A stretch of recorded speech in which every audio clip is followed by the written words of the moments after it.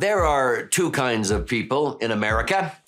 People who build wealth by owning assets, and people who work hard, save, and hand a chunk of everything they earn over to the IRS. And here's what I've learned after more than 50 years of working with both kinds. The difference isn't intelligence. It isn't income. It's one decision. The wealthy almost never sell their assets. They borrow against them.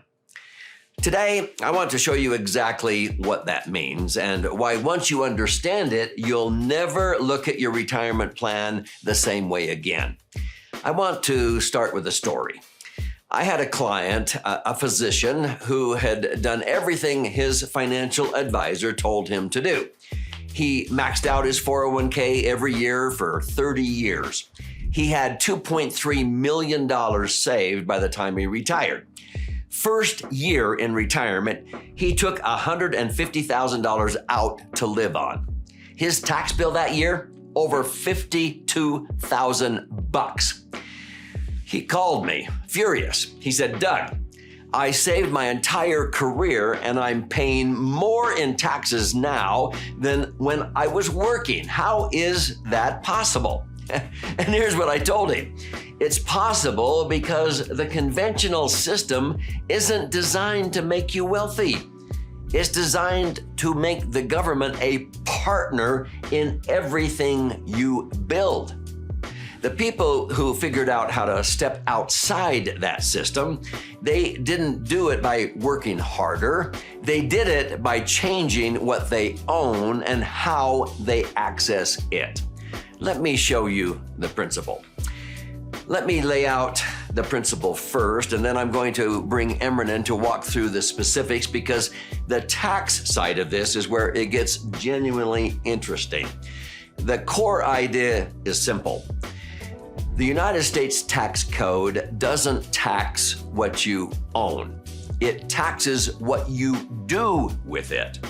As long as you hold an asset, real estate, a business, a portfolio, the appreciation is unrealized. No tax. The moment you sell, tax event, capital gains, potentially ordinary income. So rule number one of building wealth the way wealthy people do, never sell what you can borrow against. Now, real estate is where most people first encounter this principle. And Emran, I want you to walk us through exactly how the mechanics work. Hey, thanks, Dad. So let's say you bought a rental property. Let's say you bought it for $200,000. And now years later, it's worth $500,000. You've really got two different options we want to look at here. Option number one, you sell it and you now have a $300,000 gain. At the current federal capital gains rate, plus state income taxes, you could end up paying $60,000 to even $90,000 in taxes. And you've basically hit the reset button. You've got no more real estate, no more appreciation, no more cash flow. Now, option two involves leverage or a cash out refinance. You call your bank, and let's say the property again is worth 500 grand, so you take out a $200,000 loan. You owe 100 grand, so you take out 200 grand. That's on a new loan. Now that $200,000 goes where? It lands right there in your bank account. The IRS doesn't touch it because it's debt, not income.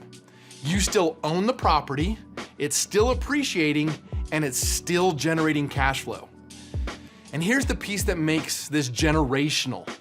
When you pass away, your heirs will inherit that property with a step up in basis at the current market value. So the cost basis resets to whatever it's worth at the point of death.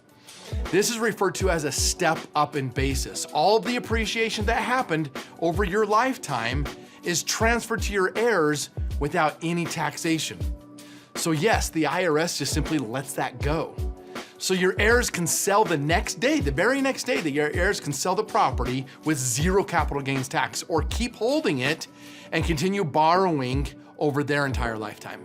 So what Emran just walked through, borrow against the asset, never sell, pass it clean at death. That's the borrow till you die strategy in its original form. And real estate has been the vehicle most people use for it. But I want to be honest with you about something. Here's what I've seen happen to people who rely solely on real estate for this strategy. Banks change their lending standards. A market correction reduces your equity. Getting a cash out refi at age 72 on a fixed income is not as straightforward as it sounds. I had a client, I'll call him James, who had built a beautiful real estate portfolio over 30 years. 6 properties, over $4 million in equity. When he turned 68 years old, he needed to start accessing that equity.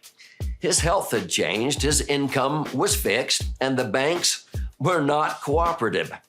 He had millions sitting in appreciation he couldn't easily reach. The principle was right. The vehicle had friction. And that's exactly what and why I'm going to show you in video 2 changed everything for my clients.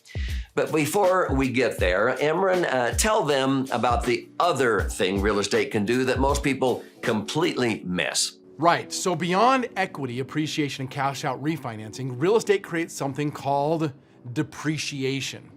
A paper loss to the IRS that lets you write off against your income. So with a provision called the bonus appreciation, which has been a significant feature of the tax code, you can accelerate those losses dramatically in your early years owning a property.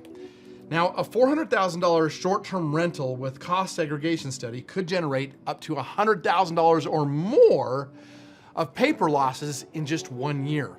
Now, in a 35% tax bracket, that's $35,000 of real tax savings. Cash, you get to keep in your own pocket. Now, here's the real question. What do you do with those savings? That's the question my dad is going to answer, and it's how the two strategies connect and create synergy together. What you do with those tax savings is fund the vehicle I've spent more than 50 years showing clients. The one that was literally built for the borrow till you die strategy. No bank to qualify with, no market risk, permanently tax-free income. That's video 2. Don't miss it. I want to tell you about someone who lived this strategy and what it meant for her family. I'll call her Helen.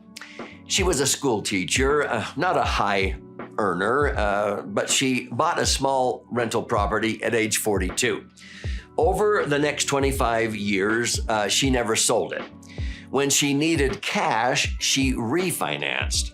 The property kept appreciating. She took a cash out refi 3 times over those 25 years.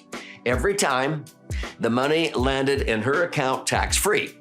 She used those proceeds to live well, help her kids, and eventually, with my guidance, fund a financial vehicle that started generating tax-free income for her in retirement. When Helen passed away at age 84, her 2 children inherited the property at its current market value, the stepped-up basis Emran described.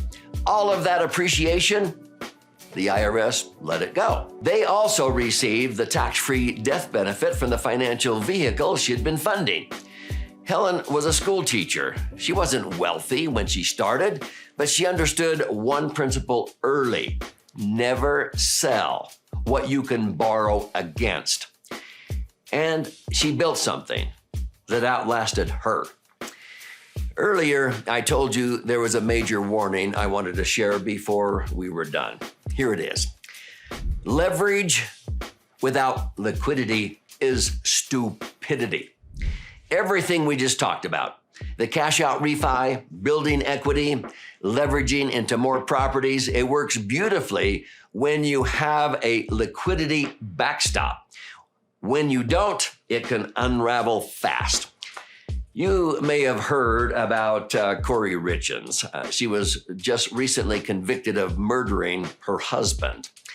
When you look at the financial picture that came out in court, She had been building a real estate portfolio, leveraging property after property until she was carrying over $80,000 a month in mortgage payments.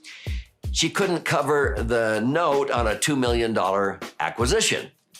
So she changed her husband's life insurance beneficiary to herself and poisoned him.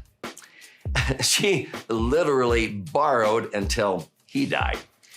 That's the dark version of this strategy. Leverage without a single thought for liquidity. I know that version too, not from a courtroom, from 1980. I had built a home. It had appreciated from $150,000 to over $300,000. I had equity. What I didn't have was liquidity. When things changed, the equity didn't save me. I lost the house. Real estate equity is not liquid.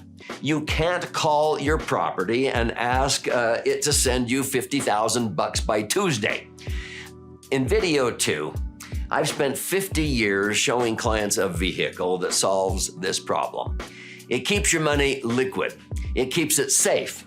It earns a solid rate of return, and you can access it anytime with a phone call. No bank, no approval, no appraisal. In video 2, I'm going to show you exactly what it is. Combined with everything we've covered today, that's the borrow until you die strategy done right. Don't miss video 2. So in video 2, I'm bringing Aaron in to walk through the mechanics of a vehicle that was engineered by Congress through the Internal Revenue Code, specifically to make this strategy work. No bank approval, no market risk to your principal, no forced selling, and loans that are permanently income tax free. If this opened your eyes just a little, share it. Because a lot of people in your life are running towards a retirement they don't fully understand yet.